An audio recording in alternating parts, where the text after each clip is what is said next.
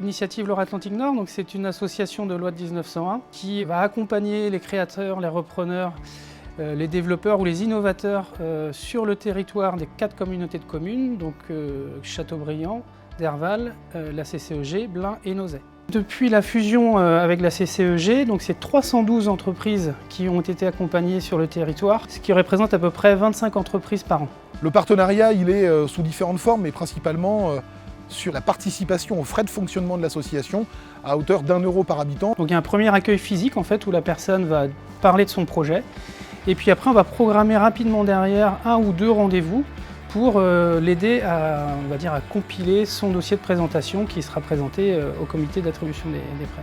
Le prêt en fait c'est que la première étape. Le vrai danger pour le créateur, c'est la solitude. L'accompagnement Ilan, il est très varié, il est très divers, mais en fait c'est d'avoir accès à un réseau. Suite à l'attribution du prêt, effectivement, il y a un suivi. Ça commence par un petit déjeuner d'intégration. Ensuite, on va avoir des formations à la posture du dirigeant, des salons, des foires, voilà, tout un tas de formations. Et puis, le principal, c'est le parrainage qui est fait avec des professionnels du territoire et qui sont spécialisés ou assez proches du domaine du porteur de projet. Mon activité consiste à faire des glaces à la ferme avec le lait et la crème de nos vaches. L'activité de Chrome, c'est d'accompagner des entreprises locales à caractère industriel dans leurs enjeux liés aux ressources humaines. Ilan nous a aidés principalement pour la crédibilité auprès des banques. Derrière, ça a été plus facile de trouver un moyen de financement. Et leur avis m'a permis, à travers Ilan, de me dire que mon choix était le bon et que je pouvais franchir le pas. D'abord, il y a un premier échange. La directrice d'Ilan vient sur site.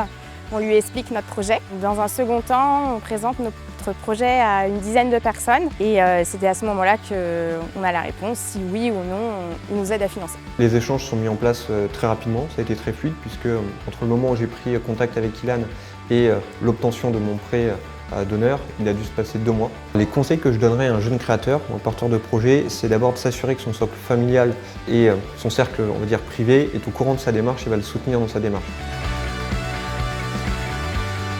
Les porteurs de projets peuvent s'adresser directement à la communauté de communes. Madame Desmaux va les accompagner. Après, on va passer le flambeau à Ilan. Le créateur, il reviendra vers nous quand il aura d'autres besoins, des besoins en termes de recherche de foncier, de bâtiments ou même de recrutement, puisqu'on a un service auprès de nos maisons de l'emploi de Grand Champ des Fontaines et de Nord-sur-Erdre, un accompagnement gratuit et clé en main auprès des chefs d'entreprise.